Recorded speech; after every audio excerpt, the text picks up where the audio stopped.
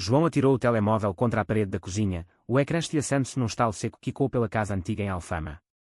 A mensagem do pai: casas com a filha dos nossos amigos ou sais de casa, foi o golpe final depois de anos de mentiras sufocantes. Mas o que veio a seguir foi pior. A mãe, em vez de chorar ou gritar, pegou no seu próprio telemóvel e disse calmamente: então, eu vou encontrar-te o marido adequado, filho. Aquelas palavras pairaram no ar como uma bomba relógio. João, aos 28 anos, sentiu o mundo girar. Ele havia confessado ser gay numa explosão de raiva durante o jantar familiar, esperando a rejeição total de uma família católica conservadora em Lisboa. Em vez disso, a mãe, Maria, uma viúva de 55 anos que gerenciava uma pequena loja de souvenirs no Bairro Alto, reagiu com uma determinação fria. Não vou deixar que vivas sozinho só porque o teu pai é teimoso. Eu cuido disto. O pai, António, um pescador reformado, saiu batendo a porta, murmurando sobre vergonha e tradição. João ficou ali, paralisado, o coração acelerado. Como poderia a mãe, que sempre frequentava a missa aos domingos e criticava os desfiles do orgulho gay na televisão, aceitar aquilo tão depressa? Era uma armadilha. Ou um milagre distorcido. Nos dias seguintes, a tensão na casa tornou-se palpável. João trabalhava como professor de história numa escola secundária no Chiado, onde mantinha a sua orientação sexual em segredo por medo de julgamentos dos colegas e pais dos alunos. A sociedade portuguesa, apesar dos avanços legais como o casamento gay desde 2010, ainda carregava resquícios de conservadorismo, especialmente em famílias tradicionais como a sua. Ele passava noites em claro, questionando se a confissão havia sido um erro. E se ela estiver só a fingir para me acalmar, pensava, enquanto via a mãe ao telemóvel, contactando amigos distantes e navegando em sites de encontros discretos para a comunidade LGBT. Maria, por sua vez, lutava com o seu próprio conflito interno. Ela amava o filho acima de tudo, mas a ideia de ele ser gay abalava as suas crenças profundas. No entanto, após a morte do marido há 5 anos, ela aprendera que a família era o que restava, e não a deixaria desmoronar. Uma semana depois, Maria marcou o primeiro encontro. Vais conhecer o Miguel amanhã à tarde, no café perto do Castelo de São Jorge. Ele é engenheiro, 30 anos, de uma boa família do Porto que se mudou para cá. Educado, trabalhador. João protestou, sentindo-se como uma marioneta. Mãe, eu não preciso que me arranjes ninguém. Eu sou capaz de. Mas ela interrompeu, capaz de quê? De esconderes quem és até morrer sozinho. Não, filho. Eu vi o teu sofrimento. Agora, vais. A pressão familiar pesava como chumbo. O pai mal falava com ele, e os tios já sussurravam sobre o problema do João. Ele cedeu, mais por exaustão do que convicção. No dia do encontro, João chegou ao café com o estômago revirado. Miguel esperava-o numa mesa ao ar livre, sob o sol de outono lisboeta. Alto, atlético, com cabelo castanho ondulado e olhos azuis que pareciam carregar uma tristeza sutil, ele sorriu ao vê-lo. Olá, João. A tua mãe falou tanto de ti. A conversa fluiu surpreendentemente bem. Miguel contava sobre o seu trabalho em projetos de engenharia civil, restaurando edifícios históricos em Lisboa, e João partilhava a sua paixão pela história portuguesa, desde os descobrimentos até à Revolução dos Cravos. Mas então, algo inesperado aconteceu. Ao falar sobre a perda do seu irmão num acidente de carro há 2 anos, Miguel piscou os olhos, e lágrimas escorreram pelo seu rosto. Ele limpou-as rapidamente, desculpando-se, desculpa, sou assim. Choro com facilidade. É uma fraqueza, eu sei. João sentiu uma pontada de empatia. Em vez de repulsa, viu vulnerabilidade genuína. Aquele choro não o afastou, pelo contrário, atraiu. Miguel era perfeito em tantos aspectos, inteligente, gentil, com um humor seco que o fazia rir. Mas as lágrimas revelavam camadas profundas de dor. Eles passearam pelas ruas empedradas de Alfama, falando sobre sonhos e medos. João confessou a sua luta recente com a família, e Miguel ouviu sem julgar. Eu também saí do armário tarde. Os meus pais aceitaram, mas a sociedade. Nem sempre. Ao despedirem-se, João sentiu um calor no peito que há muito não experimentava. Mas ao voltar para casa, a realidade bateu. O pai esperava-o na sala, com os braços cruzados. Ouvi que foste a um encontro arranjado pela tua mãe. Isto é ridículo.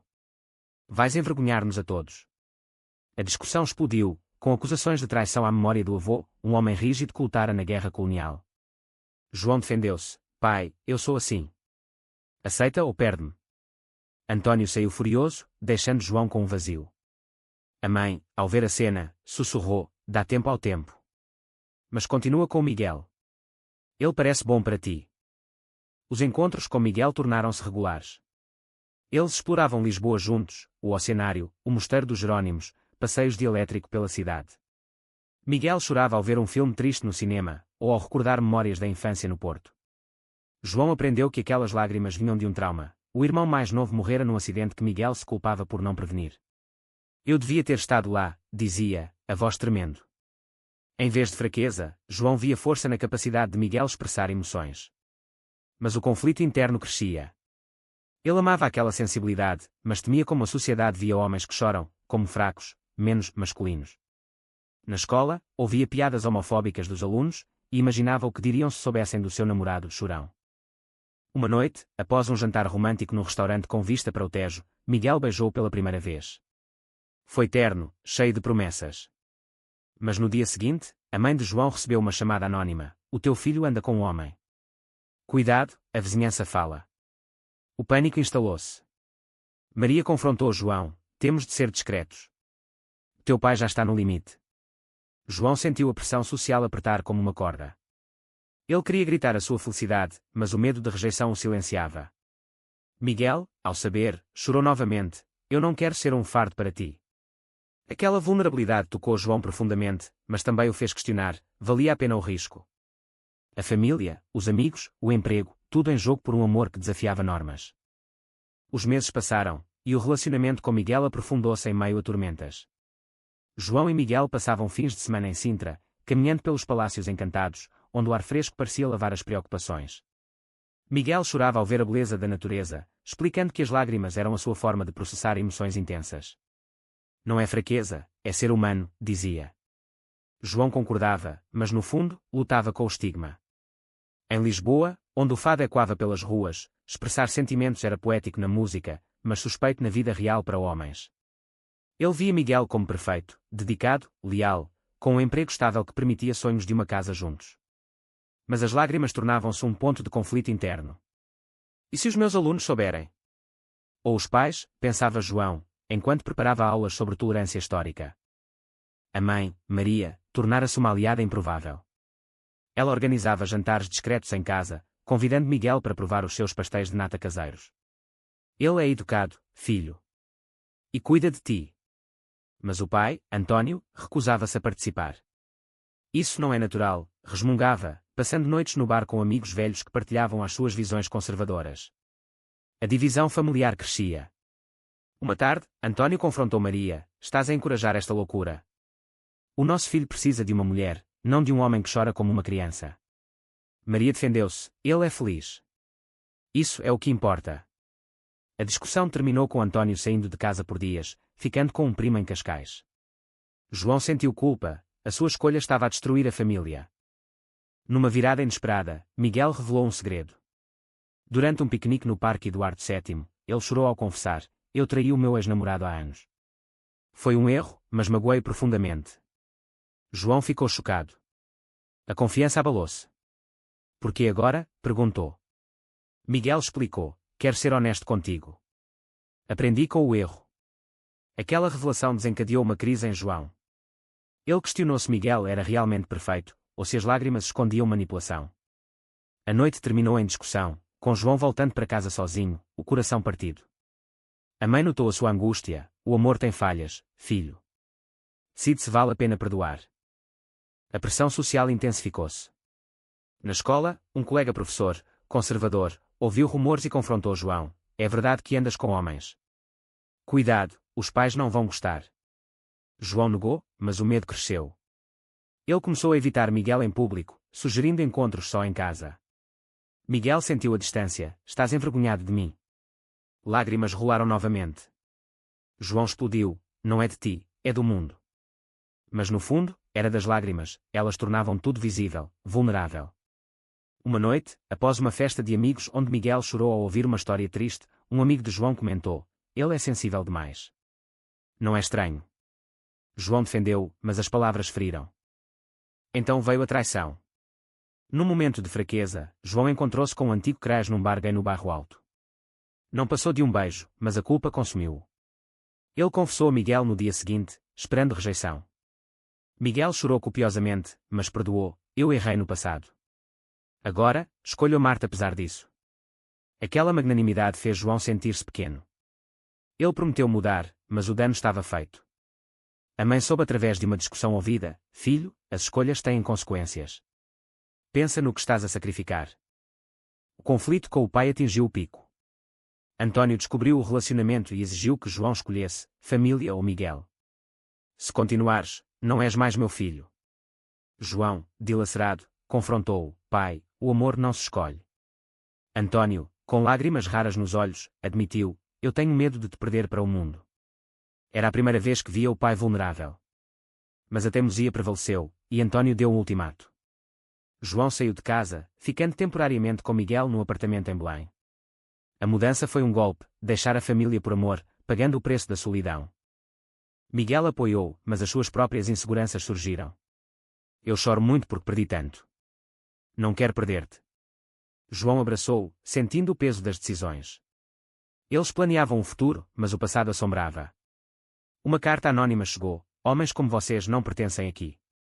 A sociedade portuguesa, apesar da tolerância legal, ainda tinha bolsos de preconceito. João questionava: valia a pena lutar? A vida com Miguel em Belém trouxe uma ilusão de paz, mas as fissuras cresciam. João adaptava-se ao novo lar, um apartamento modesto com vista para o padrão dos descobrimentos, símbolo de aventuras passadas que contrastava com a sua incerteza presente. Miguel cozinhava refeições portuguesas tradicionais, como bacalhau à Brás, e eles partilhavam noites de conversas profundas. Mas as lágrimas de Miguel tornavam-se mais frequentes, desencadeadas por notícias de discriminação na TV ou memórias do irmão. João amava aquela sensibilidade, mas começava a ressentir-se: precisas de ser forte por nós dois. Miguel respondia: a força não é esconder emoções.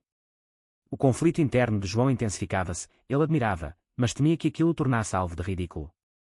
Na escola, os rumores espalharam-se. Um pai de aluno confrontou o diretor: o professor João é homossexual. Isso afeta as crianças. João foi chamado para uma reunião. Ele defendeu-se: a minha vida pessoal não interfere no ensino. Mas o diretor avisou: seja discreto. Não queremos controvérsias. A pressão profissional adicionava-se à familiar. João sentia-se encurralado, questionando se o amor valia o risco de perder o emprego. Ele confrontou Miguel: as tuas emoções tornam tudo mais difícil. Miguel chorou: mudas-me ou aceitas-me? A discussão escalou, levando a uma separação temporária. João voltou para a casa da mãe, que o recebeu com braços abertos, mas olhos tristes. Filho, o amor exige sacrifícios. Maria revelava o seu próprio tormento. Ela frequentava um grupo de apoio para pais de filhos LGBT em Lisboa, escondido dos conhecidos. Eu aceito-te, mas dói ver a família dividida. João soube que ela discutira com o pai: António, o nosso filho precisa de nós. Mas António permanecia inflexível, influenciado por amigos da igreja. Uma traição veio de um primo: ele espalhou o segredo na família alargada, levando a chamadas acusatórias. Estás a destruir a reputação dos teus avós. João sentiu a sociedade fechar-se, amigos distantes afastavam-se, vizinhos sussurravam. Ele questionava a sua escolha: era certo priorizar o amor sobre a família? Miguel, sozinho, lutava com depressão. Ele procurou terapia, admitindo: as minhas lágrimas são o meu escudo, mas ferem quem amo. Quando João soube, sentiu remorso. Eles reconciliaram-se no encontro no Mirador da Senhora do Monte, onde o pôr do sol pintava Lisboa de ouro. Eu amo-te, incluindo as lágrimas, disse João. Mas a paz foi curta. O pai sofreu um pequeno infarte, culpando o stress da situação do filho. No hospital, António confrontou João: vê o que causaste. João rebateu: causaste tu, com a tua rejeição. A mãe mediou: parem. Somos família. António, enfraquecido, murmurou: talvez eu esteja errado. Era um vislumbre de mudança, mas o dano persistia. O relacionamento enfrentou outro teste. Miguel recebeu uma oferta de emprego no Brasil, uma oportunidade de carreira. Podemos ir juntos, começar de novo. João hesitou: deixar Portugal significava abandonar a família, a carreira. E a minha mãe? O meu pai? Miguel chorou: escolhe-nos ou fica preso ao passado. A decisão pesava. João consultou a mãe: vai, filho. Encontra felicidade. Mas o pai implorou: fica. Podemos consertar isto. A malta nossa dilacerava-o: lealdade familiar versus amor próprio. Ele escolheu ficar, mas pediu tempo a Miguel. Não me forces. Miguel partiu sozinho, deixando João devastado. A ausência de Miguel amplificou o vazio. João mergulhava no trabalho, mas as noites eram solitárias. Ele via casais heterossexuais felizes nas ruas e invejava a aceitação fácil. Uma manifestação pelo orgulho em Lisboa inspirou. Ele marchou pela primeira vez, sentindo empoderamento. Mas ao voltar, encontrou o pai à espera. Vi-te na TV. Estou orgulhoso. E envergonhado de mim. A reconciliação começou, mas lenta. Maria sorria. Vê? As coisas mudam. João contactou Miguel, pedindo perdão. Volta. Eu mudei. Miguel respondeu. Eu também chorei muito aqui. Mas amo-te. A volta de Miguel do Brasil marcou um novo capítulo, mas carregado de tensões acumuladas. Ele regressou a Lisboa com uma promoção, mas olhos mais cansados. A distância mostrou-me o quanto te amo, disse, chorando ao abraçá-lo no aeroporto. João sentiu alívio, mas a realidade bateu. O pai, agora em recuperação, aceitava relutantemente o relacionamento, mas com condições. Nada de demonstrações públicas. Respeitem a família. A mãe celebrava. Vamos jantar todos juntos. O jantar foi awkward. António evitou olhares. Miguel conteve lágrimas ao falar do Brasil. João mediava, sentindo o peso de equilibrar mundos. A sociedade testava-os. No evento de trabalho de Miguel, um colega fez uma piada homofóbica. Homens que choram. Isso é coisa de fracos. Miguel riu forçado, mas depois desabou em casa. João confrontou-o. Defende-te. Miguel respondeu. Não vale a pena. Mas dói. Aquela passividade irritava João, que via como fraqueza. O conflito interno crescia. Amava Miguel, mas questionava se podiam sobreviver num mundo hostil. Uma traição veio de dentro. Um amigo de João, ciumento, espalhou rumores sobre a instabilidade emocional de Miguel. Clientes de Miguel hesitaram em projetos. A minha carreira em risco por causa das lágrimas, lamentou Miguel. João enfrentou uma escolha moral, apoiar Miguel ou proteger-se. Ele optou por confrontar o amigo. Traíste-nos. Sai da minha vida. A perda da amizade doeu, mas fortaleceu o laço com Miguel. Eles procuraram terapia de casal, onde João admitiu: as tuas lágrimas me assustam porque refletem as minhas inseguranças. Miguel revelou: choro porque reprimi emoções na infância, numa família rígida. A compreensão profunda trouxe cura, mas o preço era alto: tempo, energia, vulnerabilidade exposta. A família alargada reagiu mal. Uma tia religiosa cortou laços: isso vai contra Deus. A mãe defendeu: Deus ama todos. O debate ético dividia: tradição versus aceitação. João escreveu uma carta aberta no seu blog de história, discutindo preconceitos sociais em Portugal. Recebeu apoio, mas também ódio online. Estás a expor-nos, reclamou o pai. João rebateu: estou a lutar por nós. A exposição trouxe um convite para uma palestra sobre direitos LGBT na Universidade de Lisboa. Ele aceitou, nervoso. Miguel acompanhou-o, chorando de orgulho durante o discurso. Mas o clímax veio numa confrontação familiar. Durante o Natal, António explodiu: não aguento mais este drama. Miguel chorou, e João defendeu: ele é o meu futuro. António admitiu: eu chorei pela minha mãe quando ela morreu. Talvez não seja fraqueza. A revelação uniu-os. Mas uma decisão difícil surgiu: Miguel queria casar. Oficialmente, em Portugal. João hesitou. E a família? A mãe apoiou: vai em frente. O pai relutou, mas cedeu. O planeamento trouxe alegria, mas tensão, convites seletivos para evitar rejeição. Uma traição final abalou tudo. Um ex de Miguel contactou João: ele traiu-me. Cuidado. Provas surgiram, mensagens antigas.